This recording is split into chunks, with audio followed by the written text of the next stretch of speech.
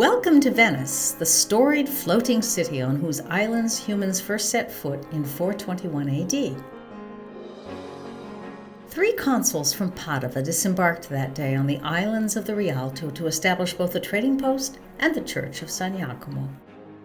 In 466, the people of the islands met in Grado to work out a rudimentary system of self-government by 12 tribunes who were elected annually.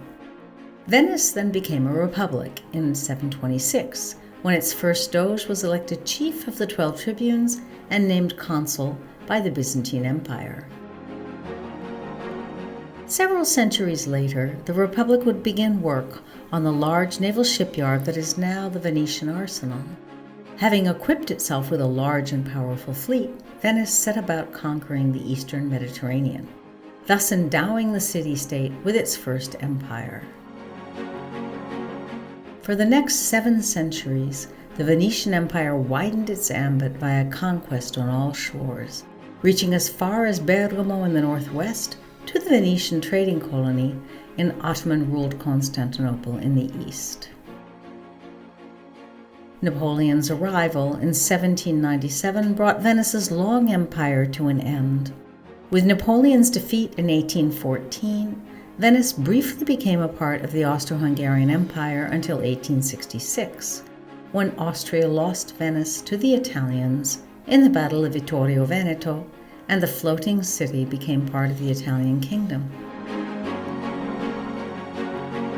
This beautiful city has since become a location for world-renowned cultural events such as the Biennale International Art Exhibition, and is an important center of theatrical, cinematic, and musical arts as well. We like to think of our cost-action video, Who Cares in Europe, as a modest contribution to this great artistic tradition.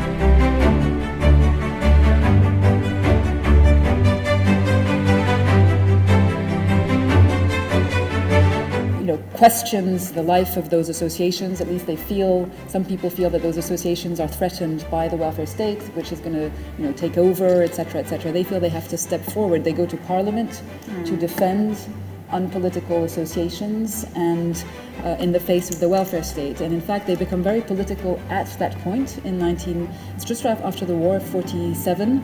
They win the argument, which, they defend the life of those voluntary associations. The cost action, Who Cares in Europe, began life as a smaller network called European Trajectories in the Quest for Welfare and Democracy, 1880s to the present.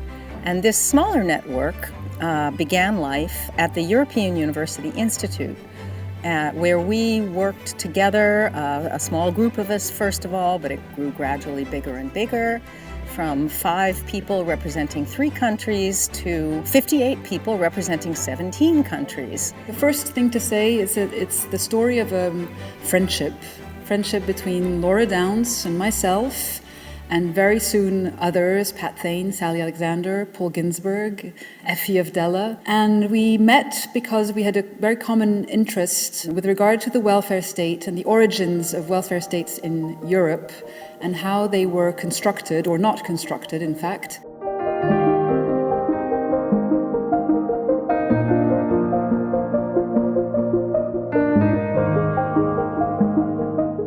My research goals are therefore to understand, first of all, to reconstruct and analyze the activities of some of the most relevant Yugoslav associations in the field, then to examine the public-private interactions, so to say it very briefly, in terms of funding and social disciplining, first of all, and third, to contextualize the Yugoslav case in a broader European framework.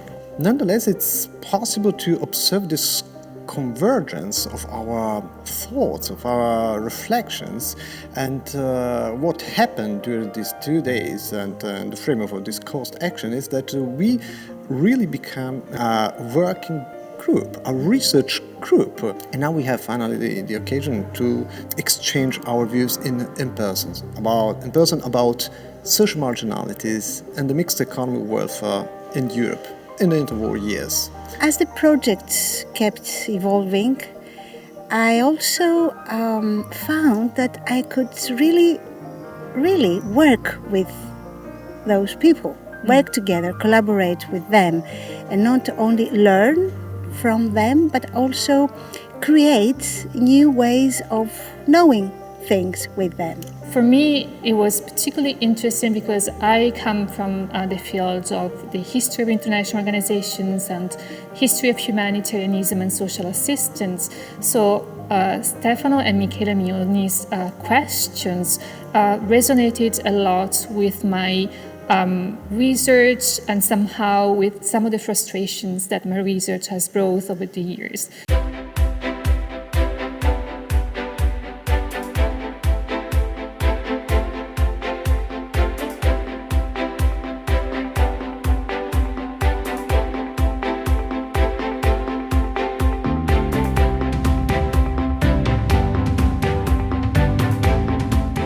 I've never really thought of doing research on welfare.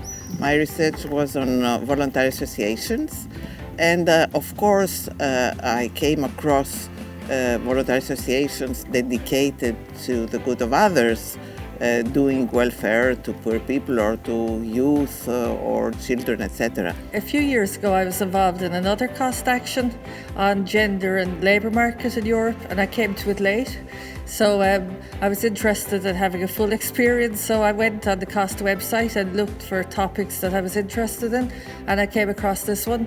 And this was relevant because I've lectured in social policy for over 20 years, and I've written on the mixed economy of welfare, so I was really interested in this one. This project brought at the center of my research interest questions of welfare and protection, social provision, and how these voluntary associations worked through personalities that were central to their constitution and their activities with state services and with the families that were the recipients of their action.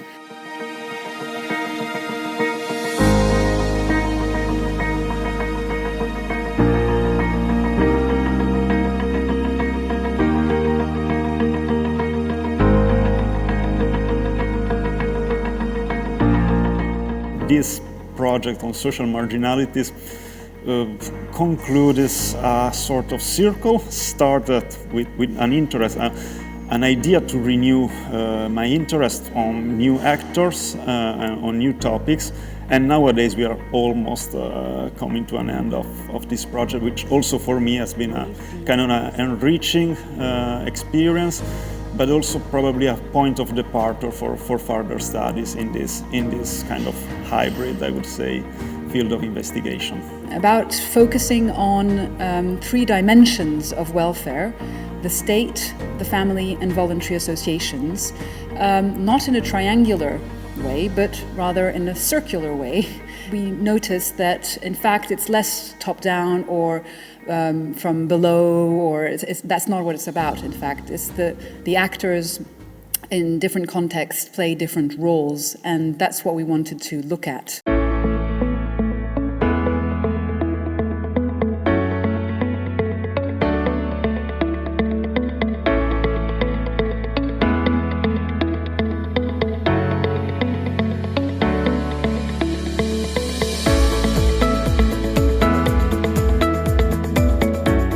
Became more and more convinced that what we were doing was actually extremely important for understanding some of the things happening in Europe now.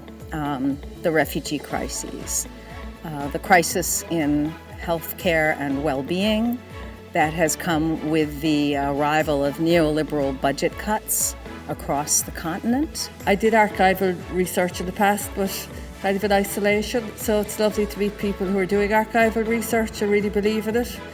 And it's given me a hunger for wanting to do more archival research in the future.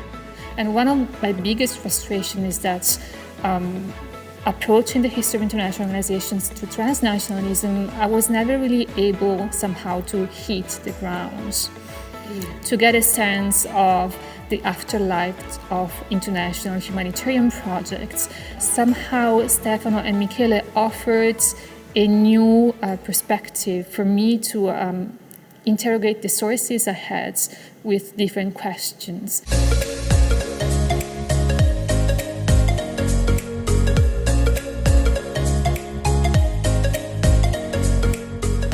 For a country like Greece, which is in the periphery of Europe, and most of the times is considered just, a part of southeastern Europe without its specific characteristics and its specific history, to be able to share what we know of this part of the world with other parts of Europe that are also peripheral or at the center was very essential in order to understand, the history of caring and welfare and in different, historical contexts in 19th and 20th century.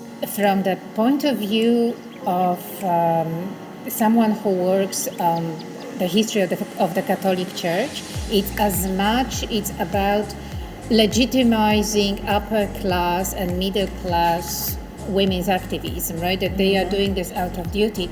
Not only to implement this kind of public dissemination goal and strategy, which is inherent to the cost, but also giving really voice or resuming the action, the ideas and the views of social marginals, which is something that I think that has always been neglected under studies, giving voice to the societal actors, to the non-institutional actors, and so that's something that me and Stefano are very happy and very proud.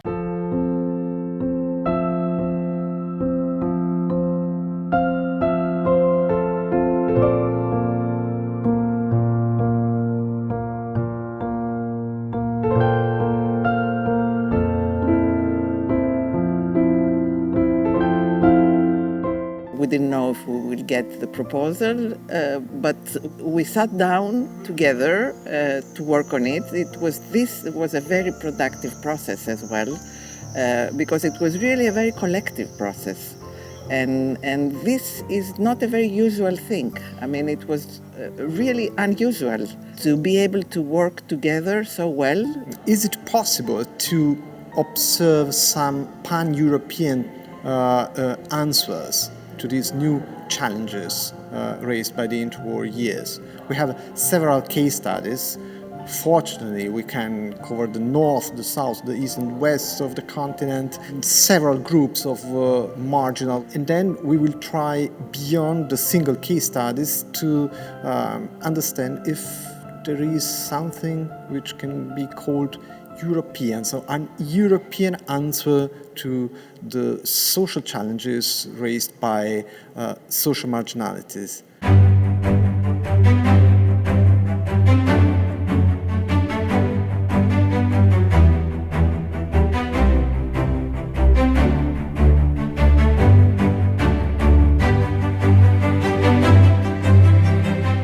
The cost action that grew out of the Quest for Welfare and Democracy, that is the cost action Who Cares in Europe, is much more ambitious in terms of its scale, but also in terms of its approach, because we added the transnational dimension much more explicitly to the proposal that we formulated for the cost association.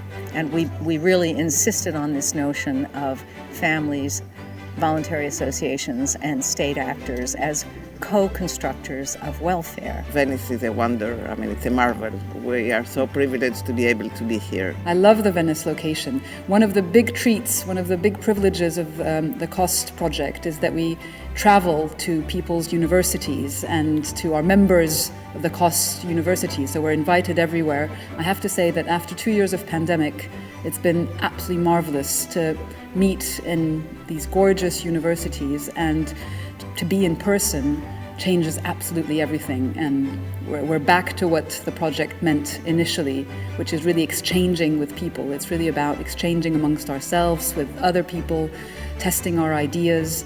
And I strongly believe in collective intelligence, collective projects, and I think that's what's great, is that we're not on our own in our archives, we are sharing what we do and writing together. And I think co-writing is difficult, but it's absolutely key.